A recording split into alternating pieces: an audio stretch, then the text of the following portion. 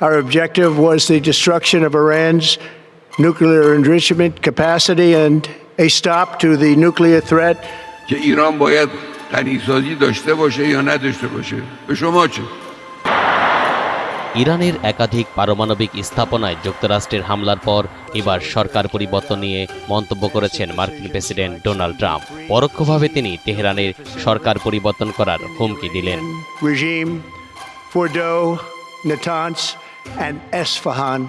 মার্কিন president Donald Trump স্থানীয় সময় রোববার বিকেল 5টার দিকে সামাজিক যোগাযোগ মাধ্যম ট্রুথ সোশ্যালে এক পোস্টে লেখেন, সরকার পরিবর্তন শব্দটি রাজনৈতিকভাবে সঠিক নয়, কিন্তু ইরানের বর্তমান শাসন ব্যবস্থা যদি দেশটিকে আবার মহান করতে না পারে তাহলে কেনই বা সরকার পরিবর্তন হবে না। এ সময় তিনি মিগা শব্দটি ব্যবহার করেন। এখানে মিগা বলতে মেক ইরান গ্রেট এগেইন বুঝিয়েছেন ট্রাম্প। এখন প্রশ্ন উঠছে, আমেরিকা কি তাহলে ইরানকে নিয়ন্ত্রণ করে আফগানিস্তানের মতো পুতুল সরকার গঠন করার পায়তারা করছে?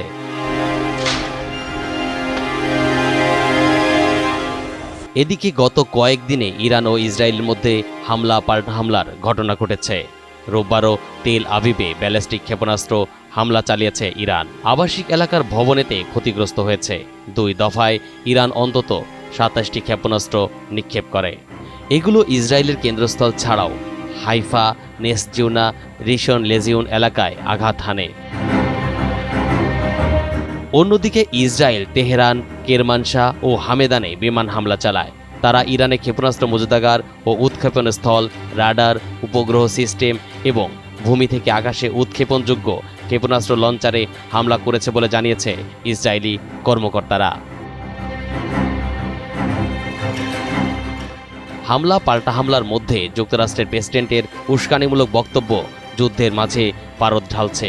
এখনও বুঝে ওঠা যাচ্ছে না কোন দিকে ঘুরতে যাচ্ছে যুদ্ধের মোড়। তরিকুল ইসলাম, এনটিভি অনলাইন।